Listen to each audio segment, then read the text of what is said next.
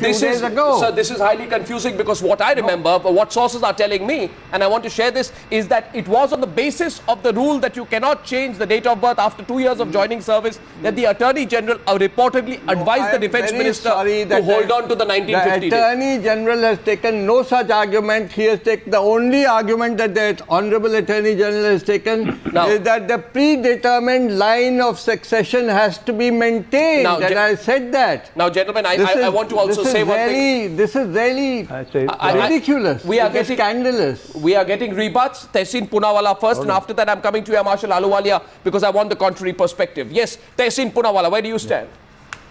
Yeah, Arnab, the judgment that you just quoted is absolutely correct. But a larger point that I want to make is a leading publication through RTI has accessed 2 documents in which General Singh has gone back on his commitment in 2006 and in 2008, where he accepted 1950 as his year of birth.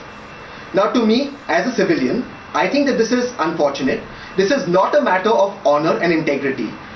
I mean, honor and integrity does not come in what year you're born. Honor and integrity comes how you serve the armed forces and how you serve the will and the political desire of the government of the day. It does not come through your birth date, whether you're born in 50 or 51. That's not how a soldier is going to be remembered. Unfortunately, VK Singh is going to be remembered on this controversy. No, 1 second, Tehseen. I want to hold you because you say there are a couple of documents which have been pulled out. Well, I want to put out that the General does claim that the initial trail of documents was because he was under duress. But having said that, I also have a letter dated July 1st, 2008, and I want to know from you, Tehseen, whether you have a letter which is dated post that, because the trail of letters that you're speaking about and the trail of letters that I'm referring to are largely the same. Now, in the last letter dated July 1st, 2008, Tehseen, it says, General VK Singh says, I would like to know what are the constraints mentioned by the MS branch which compel them to maintain 10th May 1950 despite the SSC certificate and despite me mentioning 10th May 1951 in all my confidential records. Is it not an oddity, sir? And he writes this to General VK Singh, with whom, he's not the best of friends. So does this give new perspective on your argument? Tehseen. No, but you see, that's absolutely correct. But you see, the General has gone back twice on his commitment, saying that 1950 was his year of birth. Number 1. Number 2, even later on, let's assume that this dispute continued.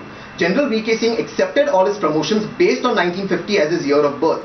Now, why should he, when it's time for his retirement, go to 1951 as his year of birth? You better check your facts. Okay, you're getting a rebut from General Bakshi. Go on, General Bakshi. Yes. I'm sorry. I'm sorry. He's 1 minute, one wrong. at a time, gentlemen. Colonel Call, I request you, let General Bakshi go first, please. Yes. Yes, General Bakshi. I'd just like to state 2 things. One, at no stage has General VK Singh asked for a change of date of birth. He has consistently maintained that his date of birth is 1951. You are wrong on facts when you say that in his promotion he took them on the age of 50. Every ACR, from the time he was a second lieutenant to the time he became a major general, on the date of birth 1951. The whole controversy was raked up in the year of the Lord 2006 to suit a particular line of succession. Now what I would like to state is that you can change your name, you cannot change your date of birth. You cannot be forced to admit that your date of birth is so and so, that it is not, as an estoppel, it is not right in law. You see, the fact of the matter is they blackmailed him on the reasons that are being cited now. On the reason, emotional blackmail, that you are holding up the promotion of all your colleagues. 1 minute, General Bakshi. That in the interest of service, you must let this issue be settled. 1 minute. General Bakshi makes a point. These are for other reasons. I want to quote here 4 former Chief Justices, Justice Verma, Justice Patnaik, Justice Khare, Justice Lahoti, have all thrown their weight behind General Singh. Is this not indicative of anything?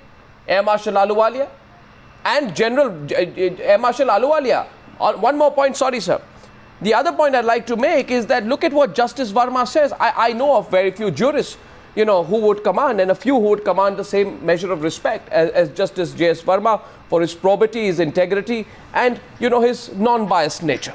Now he says, Justice Verma says, in the prevailing environment of a crusade against corruption, supported by the Union government, with the Prime Minister repeatedly promising zero tolerance to corruption, any injustice done to a high public functionary whose public image, according to media reports, is one of combating corruption is bound to erode the sincerity of this promise.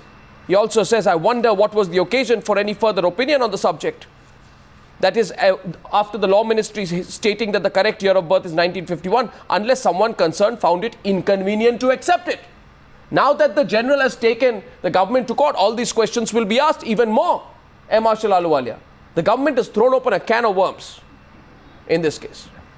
I'd like to say the question of honor and integrity should have been at the level of a captain or a major. If you did feel that you were not getting the right kind of justice, insofar as your date of birth is concerned, which is seen at every level, your entire career progression, the courses that you go for, the promotions, everything depends plenty on your date of birth. Now you go through 44 plus years and suddenly it becomes an issue of honor and integrity. And that is point number one. Secondly, I'd like to honestly, earnestly request everybody to understand that this issue about General VK Singh is much less as far as the Chief of Army Staff is concerned and the present Chief of Army Staff. In that sense, there's a bigger macro level issue here, and that is the discipline of the military, the discipline of the armed forces. What has happened today, General VK Singh has lost confidence in getting justice from his superiors. That I would say would be the government. And that is why, just a minute, Autumn, and that is why he's going to court. So he's lost that confidence. Now, as a corollary, the government also may lose confidence in him. Sure. Because you cannot work with so much of strain in terms of personal relationships, which should never have come into the picture. Sir. So that is what we have to be cautious of. The discipline in the armed forces. And just remember, the government has to look at it from a macro level.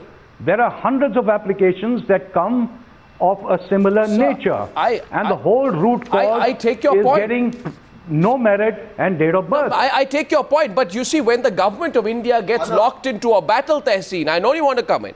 When the government of India gets locked into a battle, does the government of India know the consequences of entering into the battle? Because on the one side, we have an NDA entry form, and the army list published by the military secretary's branch, which has been referred to, is also on the basis of that NDA form. No. On the other hand, no. So then, and no repeated many times over.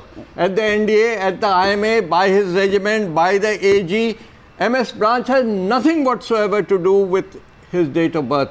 And this was said not by you and me, but by Joint Secretary G of the Ministry of Defence in an exchange of notes with the MS Branch only 2.5 years ago. This is on record, on the ministry's file. I'm sorry, we are saying that General VK Singh, there's some question of discipline. The fact is, you pushed an army chief into a corner. Why? Just to make a personal choice, a private choice of his successor. No, I think we don't. I'm sorry, I'm saying this in front in your channel. At this point, I also want responsibility. No, but at the same time, this is a question which will be asked, Tehseen. I know you're on the other side. I have a simple question to you, Tehseen. Yeah. I have 19 documents. 19 documents which the army chief says, including matriculation and birth certificates, and I know matriculation certificates usually serve as the unimpeachable date on which you were born. He is born in a military hospital, Pune, to an army father. So then, are we saying that the military hospital records are fudged? No, are they not in the serial order of the register of the military hospitals at Pune? I take your point. My question to Tehseen is that tell me, what is the great urgency in showing him the door? He's got a fantastic record. Yes, that's what the law minister says. He has 19 documents on one side, you have one document on the other side. By the documents which the Adjutant General's branch, which is the Army's official record keeper, if I'm not mistaken, it supports the date according to which he would retire in 2013. What is the great hurry in sacking him or in showing him the door? Everyone on the panel has said this is a public office. No, I take this is not a private choice. It is not a personal office. No, it is the honor and integrity of the services. I take your point. These are the facts. Tehseen, let Tehseen come. Tehseen. Yes, if the gentleman's finished, I'll answer. Let's see, hypothetically, we were to go to war tomorrow.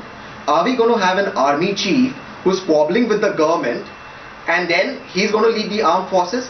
Nobody, as an Indian citizen, nobody is denying him his right to go to court. He has all the rights to go to court, but then he must step down. Remember, the army is subservient to the Parliament of India. It's subservient to the government. It's run under the President of India as the supreme commander of the Indian Army, and she or he runs they run it through Parliament. There is no question of the army questioning why. Your army has to follow the government diktat. Now, are we going to go to war with an army chief fighting the government in court? Because he's talking about... No, there's no problem. One second. The Admiral Bhagwat wanted to rebut you. Colonel Kaul, I'm coming to you right after that. I'm surprised that you're talking about quarreling with the government. Here is what the law minister has said a few days ago. Nobody in government thinks of General V.K. Singh as anything but the most outstanding chief of staff. Yes. I think he is held in very high esteem. I don't think anyone believed that he has misrepresented the facts and he is not telling the truth as far as the facts are concerned. Absolutely. Then he talks about... Then what's the dispute? Then that's what he says, hard cases make bad law. Now in Anglo-Saxon law, No, but this let must me, be a grave exception to say that hard cases make bad law. Yeah. And he says that we have rules to go by, rules made by attorney generals. Rules made by whom?